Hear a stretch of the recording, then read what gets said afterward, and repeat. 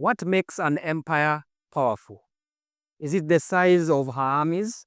Maybe the temple size? Or maybe something smaller? Something we use each and every day, a piece of metal belonging to a system. We call it the pillar, but let not the name fool you. It's about how society gets resources, distribute them, assign value, and hang on to power. And today we talk about the economy pillar because it built empires and showing how it can destroy them. Now, when I tend to look at history, I kind of divide our civilization into 5 pillars. Today is the first one, economy. So what does an economy mean to a common person? It means a system of value, and it is also a hidden engine behind kingdoms and empires throughout history. Also, it is the engine behind art, behind innovation, and worse, wars. Out of it, you're going to explore 4 major stories today, or case studies if you may. The first case study takes us all the way back to ancient Rome. By the 2nd century AD, the city of Rome had around more than 1 million people. Today, that's the same population or slightly more than Fort Worth, Texas. Unfortunately, most of the food wasn't grown locally in Rome. Most of them were imports. They all came from Egypt, North Africa, and Sicily as well. Most of the imports are mostly grain. The supply system was called, sorry for the bad English, Cura Annonai. Now, this is the state-run social welfare program, which gave heavily subsidized and later free grain to the masses, to about 200,000 of Roman male citizens. What is crazy is that ships are loaded with grain and taken all the way to Ostia. Now, the grain then moves to the storage, then down to the city residents. And most of it went to free or subsidized distributions, or later known as the grain door, to thousands of citizens.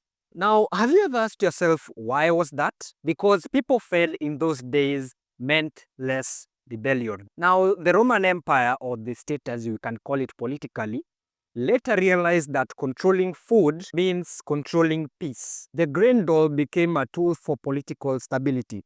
Even Juvenal's phrase breads and circuses were brought up from the same thing you're talking about. Just the idea that food and spectacle can keep the masses quiet. Unfortunately, there were caveats.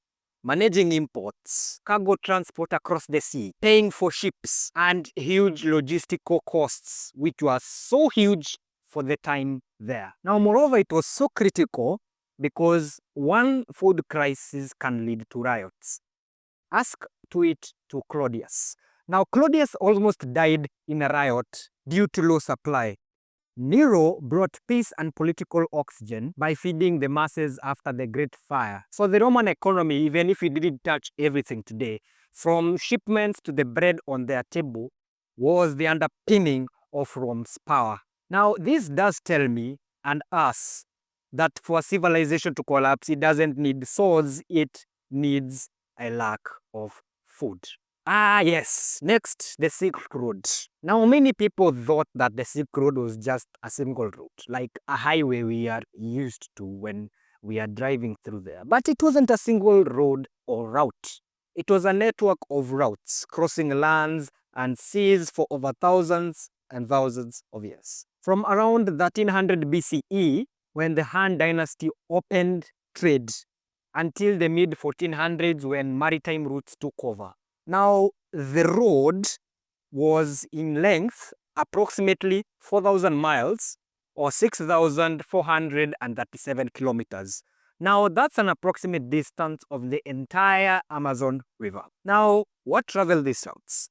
Various goods like Chinese silk, Indian spices, Persian gemstones, glass from the Romans. However, also ideas. Papers were made in China. Astronomy was later discovered. Religion, as well as languages, were passed over the Silk Road. Now, let me give you a story. A caravan leaves Chang'an, present-day Xi'an, Xian, with silk bills. A merchant in Samarkand trades silk for glassware. Glassware, find it that it ends up in Rome.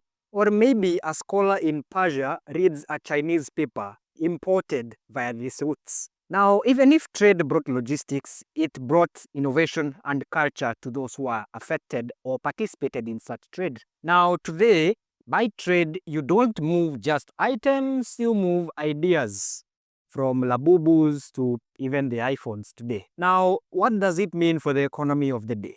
And those days, that is. It's that value spreads like wildfire. It links distant places as well as networks. The Silk Road acted like an economic spiderweb to connect across continents. And with that, it brought more positive and negative benefits. Societies grew richer. There was more diversity and more connection to the participants. They borrowed from the tools, language, beliefs, and more that came from participating in the Silk Road trade. Now we go to the time where money became a state. The year is 1602. In the Netherlands, the Dutch East India Company, VOC, was born. Now this company got a charter from the Dutch government. It can trade, it can declare wars, it can sign treaties and also mint coins. Now this proves that a strong economy can build an empire, despite the VOC being private. Now the VOC had ships, it had warehouses, thousands of employees, as well as colonies. In the mid-1600s, they had over 50,000 employees working in Asia and the Netherlands. Now, what's the detail, or let's say funny, is that shareholders, like a random guy like me and you, can buy shares from the company. Now, what does the company do whenever it sells shares for money? It pulls in the money together. Now, it was a huge amount of capital or money that they used to scale up operations that will match or even overcome the regular policies that can act at such a scale where even states cannot compete. Now, the VOC's activity include global trade, like they traded spices from Asia, especially the West Indies, precious metals, and more. They also controlled the flow of goods, which led to control of money and power. Those days, it became one of the world's, or let's just say history's, richest corporations. Now, if you adjust the stock valuation in the mathematics of today's economy, their stock valuation was 7.9 trillion United States dollars today. That is, if you were to spend $1 million per day, it will take you 21,600 years so that you can be completely broke. Now, what's crazy enough is that when it dissolved, it made over 5,000 voyages and carried 1 million people to Asia. Now, what's the lesson on the economy? It's that value and capital can rival governments, or states that is, and also money pooled and invested across various lands and continents will be a force to be reckoned with. Yes, fast forward to 2008. The 2008 financial crisis, or the Great Recession, according to how others put it. Now, it all started with the very thing you are watching this right now, housing. In the United States, banks were lending out huge, and I repeat, huge mortgages or home loans to people. Now, those days it was called the subprime. That is money that is lent to people who are highly unlikely to repay back. And these loans were bundled into complex products like mortgage-backed securities, credit default swaps. And then that practice went globally, or what we call today the housing bubble. Now, when the bubble popped, housing prices dropped, which means those bundles lose value fast. Banks suffered huge losses. Now, imagine confidence crashed so hard that even some banks were even filing for bankruptcy. Ask even the Lehman Brothers, they filed for bankruptcy in September 2008. Unfortunately, even the shock wasn't just in America, but in the entire world. Now, fast forward to today, during the time of recording, most economic practices depend on how many contracts or contacts you have, the level of trust you have with other people, the numbers you've generated. Unfortunately, that day, the system was so interconnected that a local housing bust became a global crisis. Now, this indicates that if a flow of value and trust falters or fails, civilization freezes or worse, dies out completely. Now, imagine we've talked today from grain to silk to shares to digital contracts. The world of economics still evolves. I just wish I can honestly start a course on economics, even if I don't have a bachelor's nowadays. So, to me and you, what do we learn today? Or what is really an economy? It is a resource, it is a connection, it is an organization, and finally, it is an abstraction. Now, to understand any civilization, how it rose and how it collapsed, I would urge you to bypass the economics of such empires. Did it contribute to the rise or did it contribute to the fall?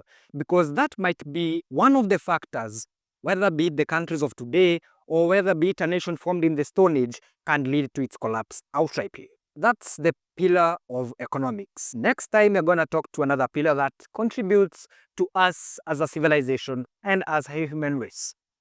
Click the subscribe button or follow whenever you are listening or watching, and see you in the next pillar.